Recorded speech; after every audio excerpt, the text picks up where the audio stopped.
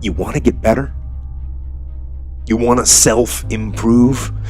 Stop looking for a shortcut and go find your alarm clock and find your discipline and find your guts and your passion and your drive and find your will. And then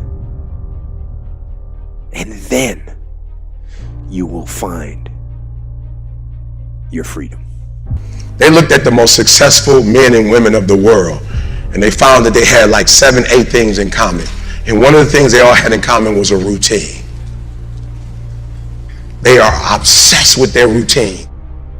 I got up the other day like at 3 o'clock in the morning, and I woke up and I was just walking around I'm so tired. I said, I'm tired. My body said, you're not tired.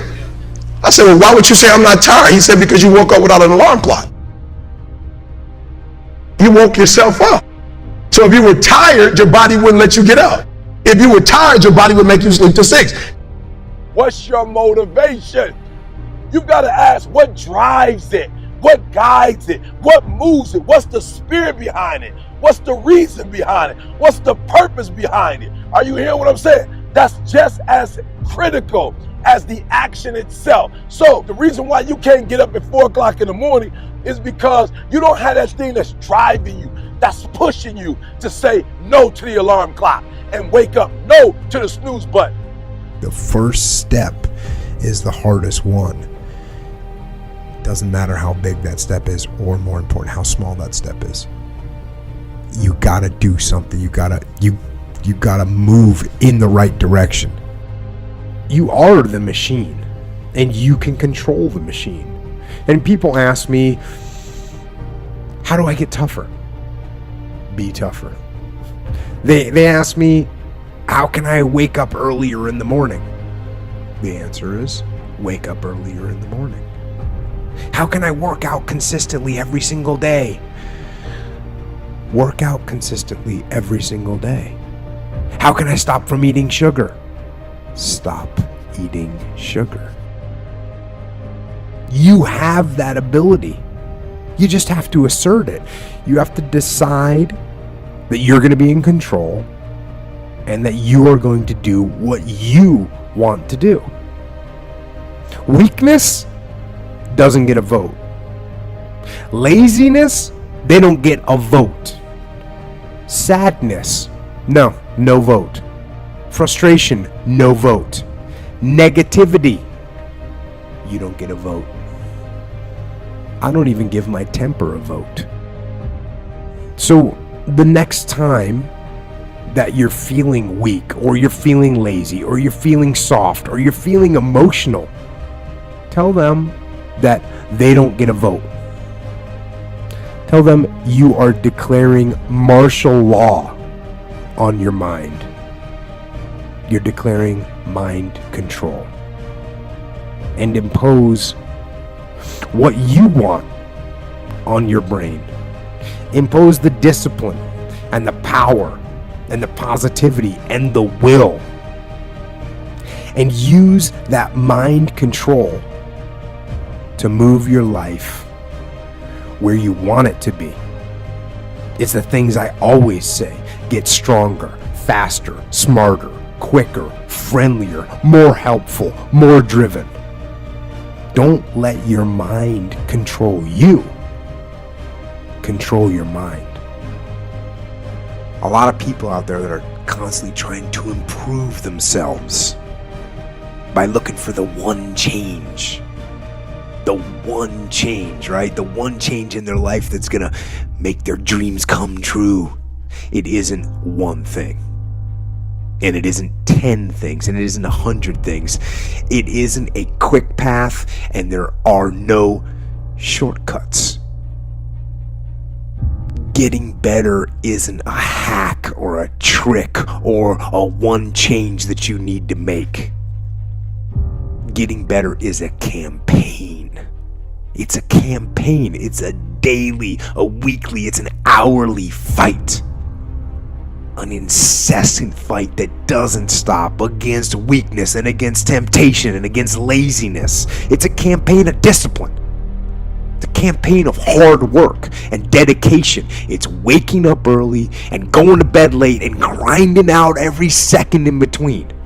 Every single day. So a few years ago, I used to work on an ambulance, and we pull up to some horrific car accidents, and we had to assess the scene. And we had this golden hour. That golden hour is very important. We had to get people loaded in the ambulance and get in the hospital. Every morning of our lives, we were in that golden hour. We are assessing the scene of our own personal lives. Are we fat? Are we lazy? Do we not want to accomplish anything in life? You have to assess yourself. After you assess yourself, you have to formulate a plan. That plan is to fix what the fuck is wrong with you. If you don't do that in life, you will continue just to lay there and die and rot away. So make sure you do one thing for yourself in life. Make sure you save yourself. Assess yourself and fix the problem. Well, another early morning for me. I've always hated these mornings. I started waking up at like 4 o'clock in the morning and looking at my shoes for 30 minutes. And I weighed 300 pounds. I had to lose 100 pounds really fast. And so I had purpose then. I was losing the weight.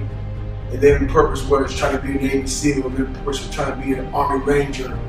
And then purpose was trying to do these 100-mile races or 50-mile races or 200-mile races. And I often struggle sometimes in the morning to get up this early to find purpose, to continue doing this. My purpose in life now is attitude. I want to start the day off. I still hate it. I want to start the day off with the right attitude. I don't want life to come at me. I want to make sure that I'm physically trained for it. We all need a mission. That's what life should be, is a mission. That's what gives your life purpose and focus and drive and ultimately satisfaction. Now, that mission can be the job you work at. It can be providing for your family, or it can be getting better at jiu-jitsu, or stronger at Olympic lifting, or starting a business that you want to grow and build and take over the world. And sometimes people ask me what to do if they don't know what their mission is or what their mission should be. And I tell them, if they're in that situation, go help someone. Go help someone else. Make that your mission. Because that will make you better. And it'll make the world better. And eventually from that, you'll see what your mission is.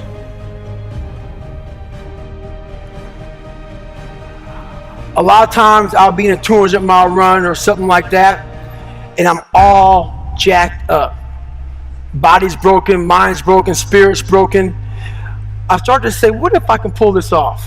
When I first walked into the Navy SEAL recruiter's office, he looked at me and said, there's only been 35 African Americans in 70 years make it through. You know what I said to myself?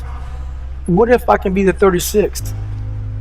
It's the what if I can pull off a miracle. What if I can become someone that no one thinks I can be? And just me talking about that, I have the hair going up on my arms, because it makes me just like, what if?